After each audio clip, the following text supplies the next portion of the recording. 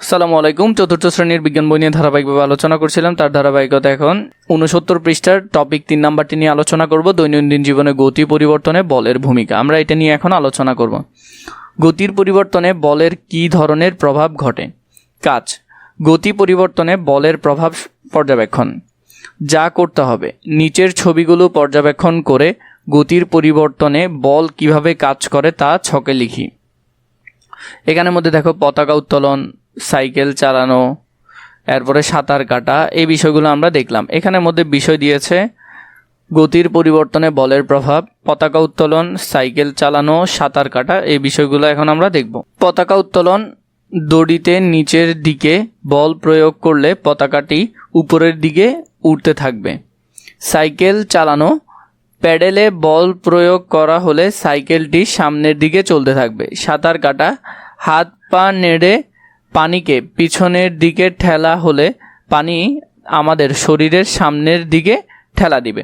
এভাবে করে এই চারটা খুবই সুন্দর করে এখানে লিখতে পারবে। আমরা সারসংক্ষেপ দেখি। দৈনন্দিন জীবনে বল প্রয়োগ করে আমরা বিভিন্ন ধরনের সমস্যা সমাধান করে থাকি।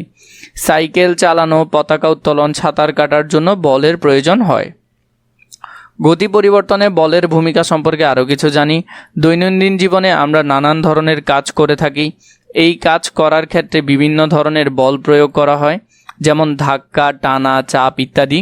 কোনো বস্তুকে আমাদের নিকট আনতে অথবা দূরে সরাতে বল প্রয়োগ করতে হয়।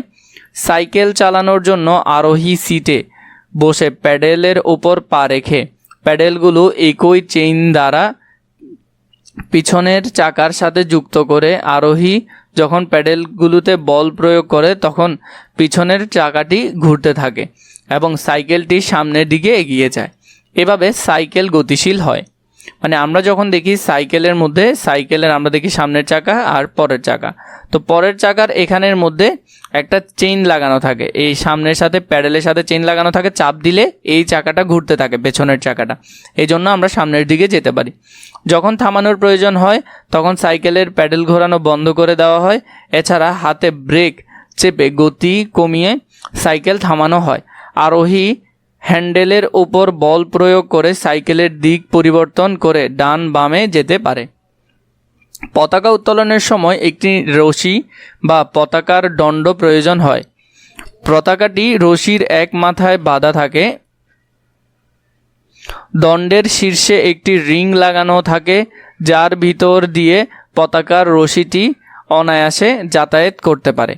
যখন পতাকা উত্তোলন করা হয় তখন রশিকে নিচের দিকে টানা হয় এবং এই টানার ফলে পতাকা উপরের দিকে উঠে যায়। সাঁতার কাটার সময় যদি কেউ পানিতে শুধু ভেসে থাকে, সে আর জায়গা থেকে নড়বে না। হাত পা নাড়ালে সে সামনে বা পেছনে যেতে পারবে।